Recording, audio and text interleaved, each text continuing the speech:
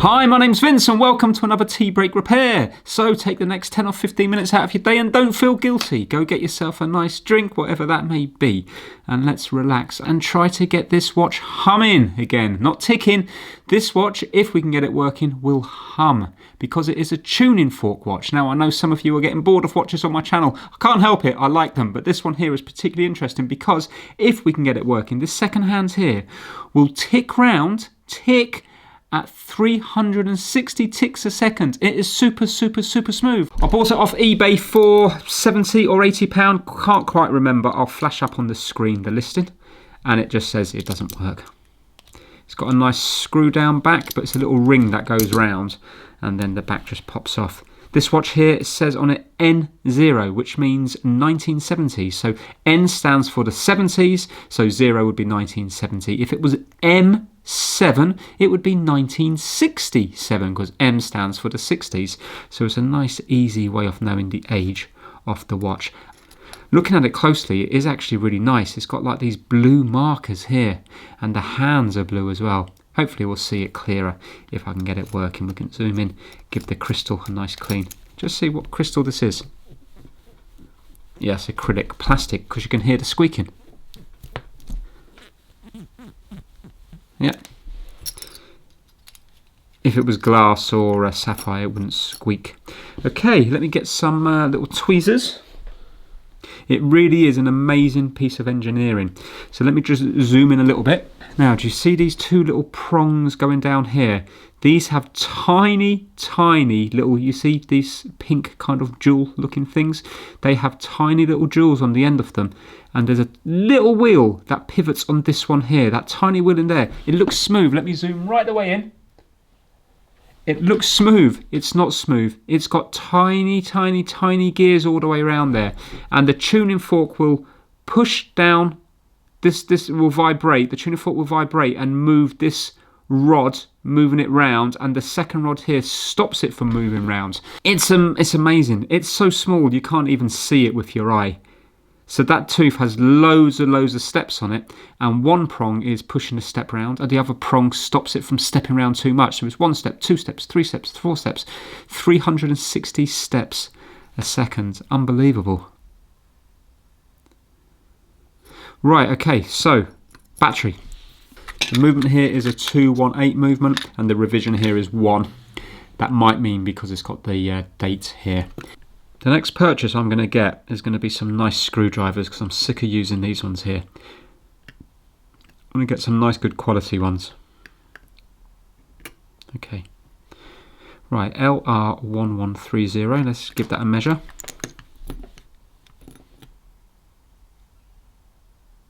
Hold on. That was in the wrong way around. This should be, these are upside down, these batteries. That was put in like a normal battery. Can you see the plus there? So that was in the wrong way. Right, let's see if we've got any voltage in this battery. No, that battery is completely dead. Right, okay, let's pop a new battery in. A Varta V344. So positive side down. Let me just double check that this has got voltage in it. Yeah, 1.59. Positive side down. Right, okay, let's see if this is going to come to life. No, that's not vibrating. And it's not moving. Hands feel quite hard to turn. Ah, so it's not battery related. Right, okay, so let's zoom in and see what we've got. Now, I have worked on one of these before, so I do know my way a little bit around it as far as the sort of circuit goes. So we have a coil and a coil. This is what's making the tuning fork. This is the tuning fork that goes around here. Can you see it? Whee! Goes around here, yeah? Like this. In fact, can you see it on this watch clearer? Yeah, you can see it going down here. You see from here, it goes down and around. But anyway, it goes around here and it attaches to the two prongs. So we've got a coil and a coil. So we should have resistance in there. Let's just make sure that we have got voltage going into the watch. One probe on here, so this is the negative up top. So let's see if we have anything up here. Right, 1.17.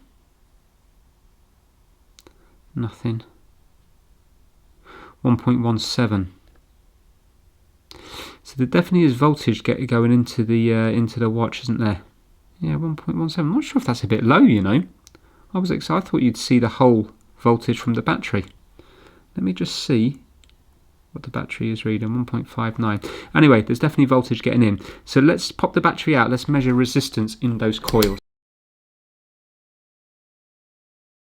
So when I've looked at one of these before, the problem was leaking battery. I mean, it doesn't look like anything's leaked here. There's a bit of staining around here, but it damaged this coil here because of the leaking batteries very close to where these wires are tiny in the coil, and they connect onto that little point there. So it was faulty. So now let me go between here and here. I'll zoom in a minute, but let's just see if we're getting a reading between here and here. So this is the coil over here. Right, we're not getting a reading. Let me try up here. I'm not getting a reading. Let me zoom right in. I'll just tell you what it says. I can always zoom out again. It'd be unusual to not get a reading on either of the coils. So now we have a wire from here going to here and another wire going to here, and it does look a little bit messed up here. Let me just see now. Maybe I'm not pressing down hard enough. Got to be careful, because if I go that way I'll end up breaking the wire. But let me just go here. Right, I'm not getting any reading there. So between here and here I'm not getting any resistance at all. Let me go between here and here. Yes I am. I'm getting a reading. 1.3 kilo ohms, so 1,300 ohms. So the wires go between here and here. So this coil here is working. So on the left coil, I'm getting a reading.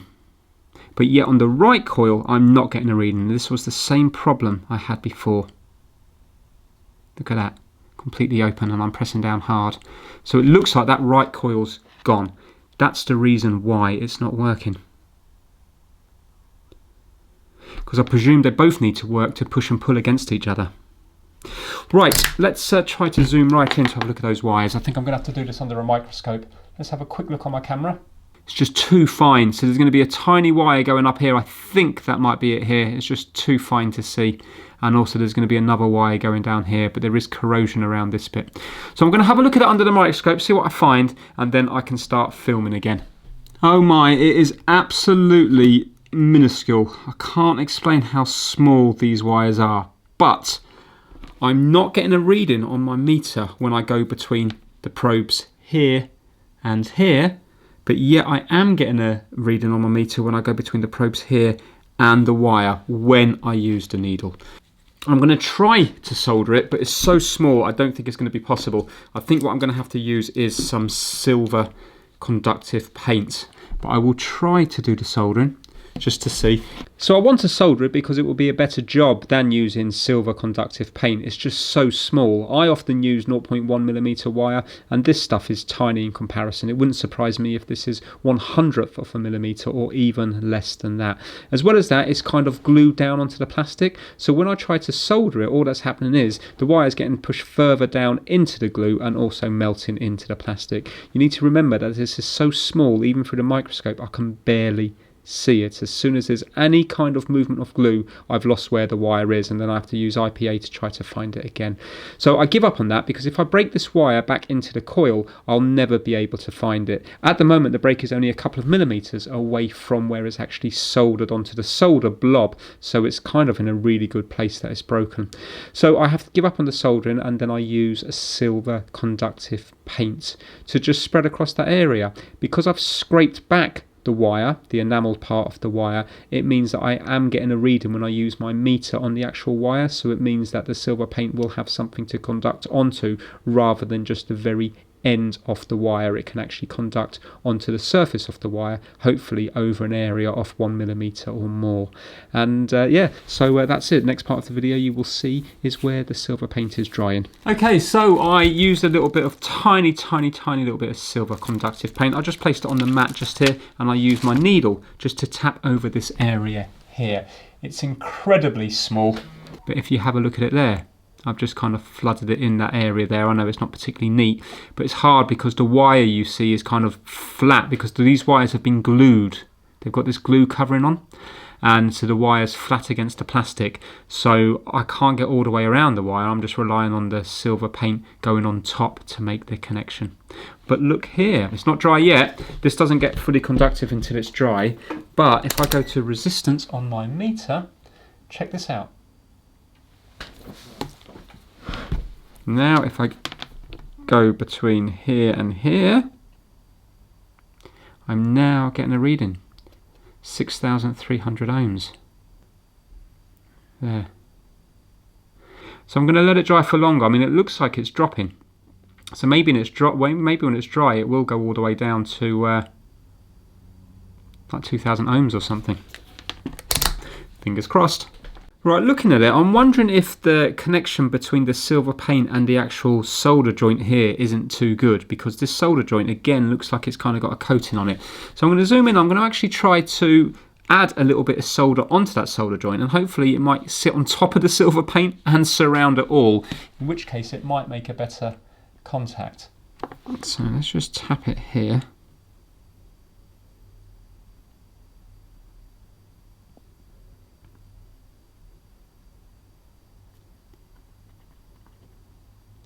There we go. Do you see that? It looked like the silver paint moved and now the solder went on top of it. Okay, I think that has gone hard. So, let's give it one final little reading. 6,048 ohms. Right, let's see whether or not this is going to kick to life. Wouldn't it be great if it did?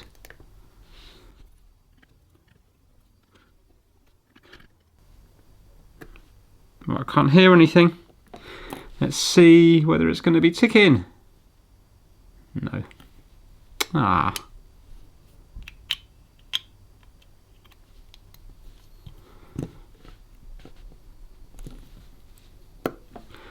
I thought that might have worked.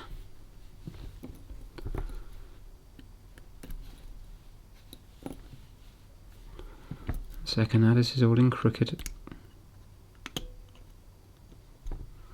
Right, let me just take out the... I wonder how we take out the crown on this. Might be this one.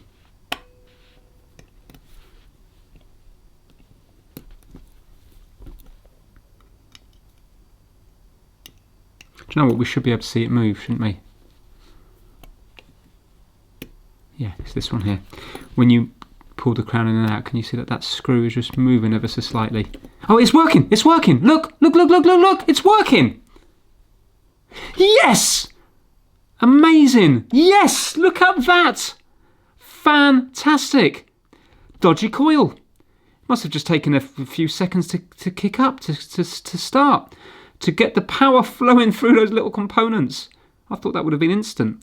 Look at that! Ah, oh, how nice. This probably hasn't worked in years. Look at that. Brilliant. Right, okay. I just want to take out this one here. What I was saying is, see this little screw here? When I put it in and out, can you see it's moving? So that means that's the screw to actually do the crown. Alright, so let's loosen that one up a little bit. It's because it's gone all crooked. When in fact we need to clean it all up anyway, so let's... there we go. Crown's come out. Oh, look at that. Right, so let me get some gloves on. And let's try to clean up the dial. Ah, that's so good. Just a tiny dot of silver paint. Probably a penny's worth. Right, let's see if we can get this out. Come on, come out. Yes, we're out. Ooh, do you know what? It looks nice and clean when it's out of the crystal. Yeah, it's got some lovely blues to it. Can you see around the edge there? Tried to clean this up. I don't know what's gone on there. I'm wondering if there was a rubber seal there and it's all gone deteriorated over time. So I'm going to clean all that in IPA. Give everything a nice good scrub. Get rid of all this dirt. And then we'll try to use some polywatch on the crystal and get it nice and clean and scratch free again. So this is the Rodico. It's just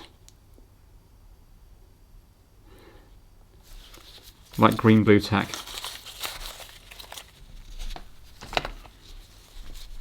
Oh, it was so nice when that started ticking again.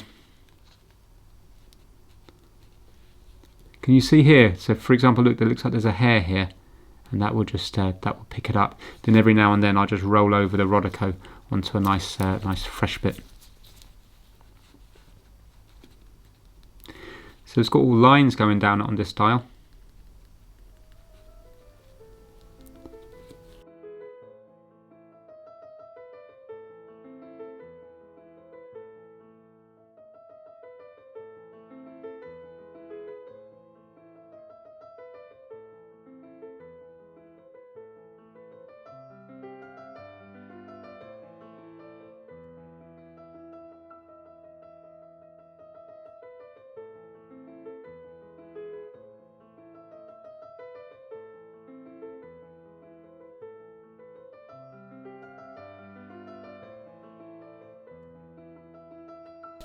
And I'm just using Polywatch on the crystal and a microfiber cloth.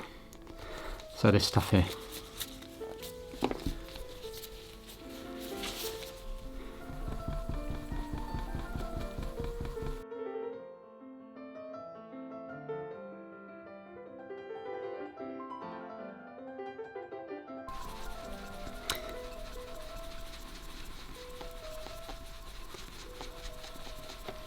Right, I know you shouldn't polish a watch, but I'm not going to go onto the sides here because the sides are brushed that way.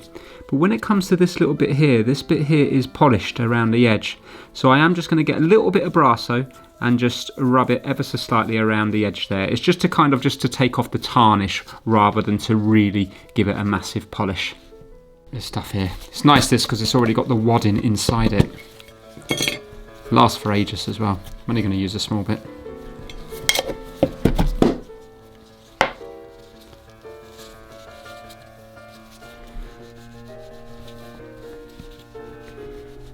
See already, you can see just from doing that. Can you see already?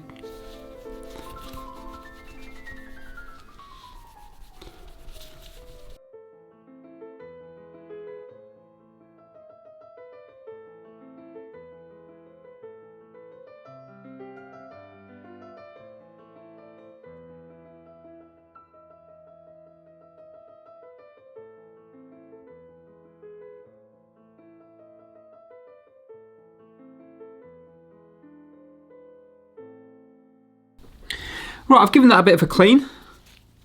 Hoping it will look better. Let me just blow out the fibres from the inside. Now, let's see, is it going to look nicer or not? I think so. That definitely looks cleaner, doesn't it?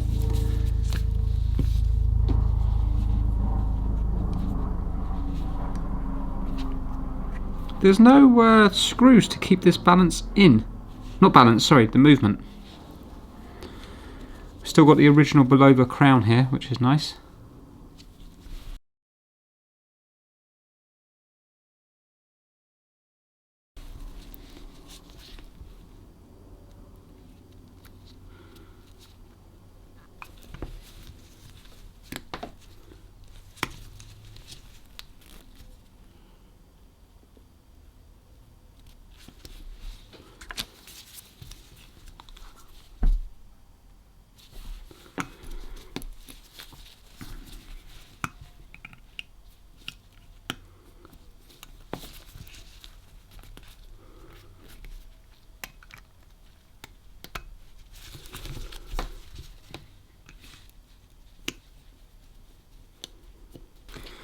Right, let me just see if that crown's still working.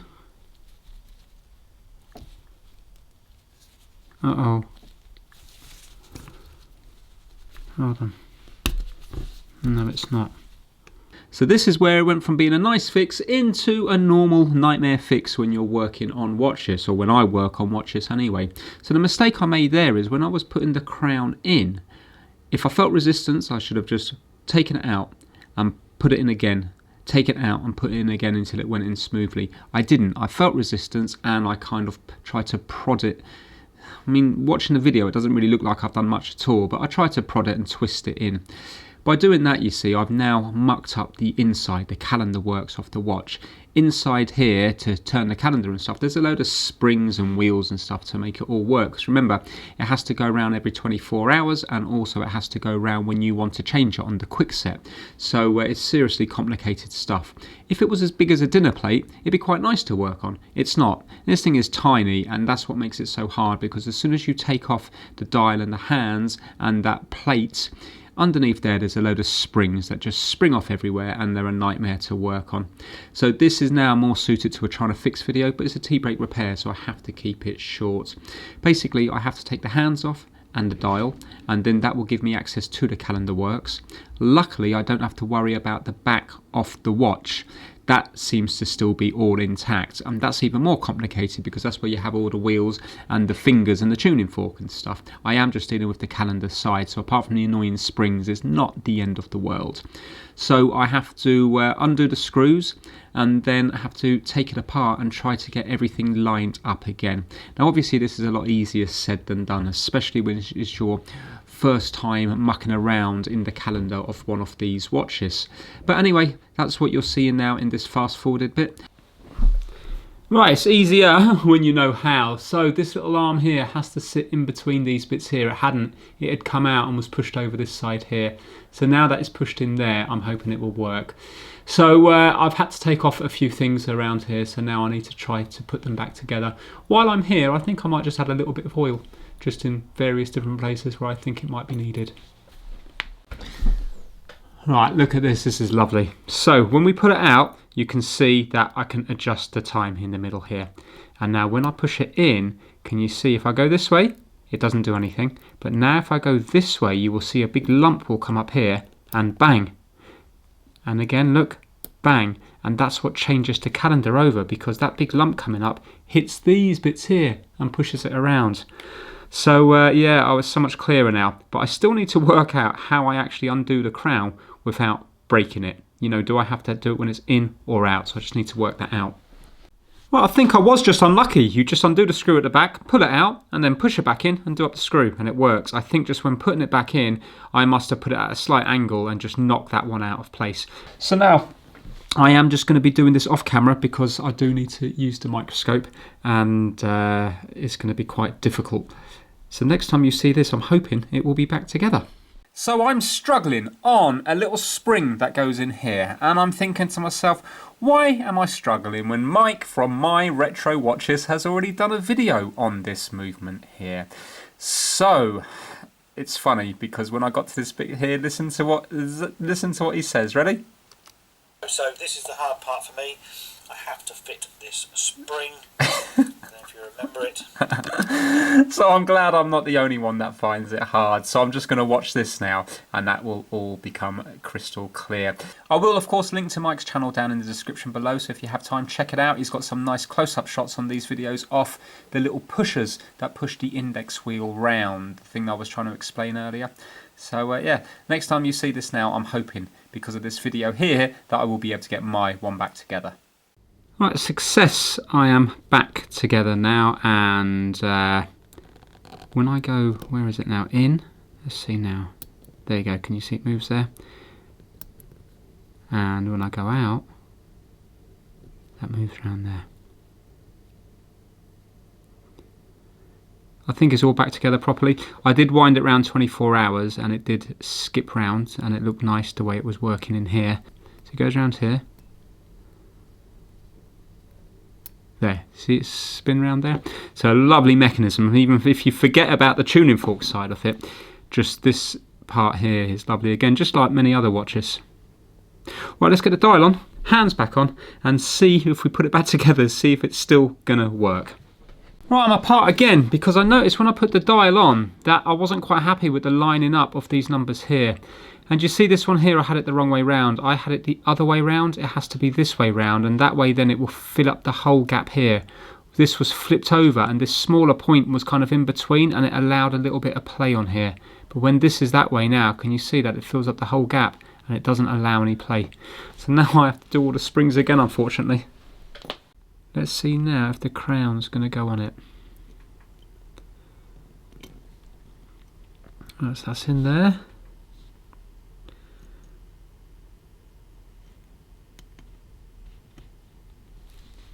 That went in nice and easy. Drop the screw. I think that's it. Now let's see, is it going to pull out? Yes, it's only gone a tiny bit. Brilliant. Right, let's see if it's moving here. Yes, it is. Let's go all the way around, see if it jumps. So we're on 14. And there you go, 15. Okay, just before midnight. I could have got that a little bit better, but it's okay. I can live with that. Now, push it in. Does it do anything this way?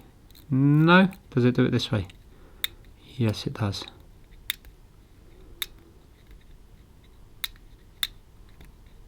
Fantastic. Okay, now let's pop the battery in and see if we have any life.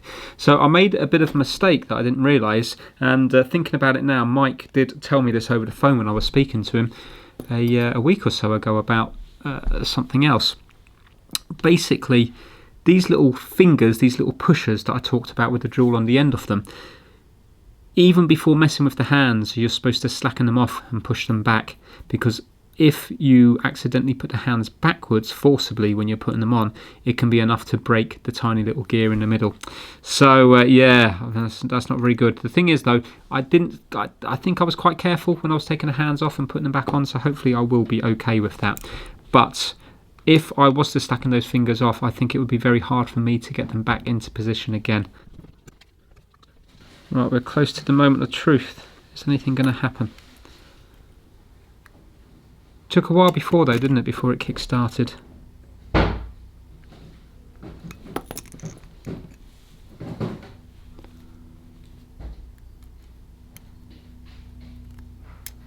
There we go, we're off.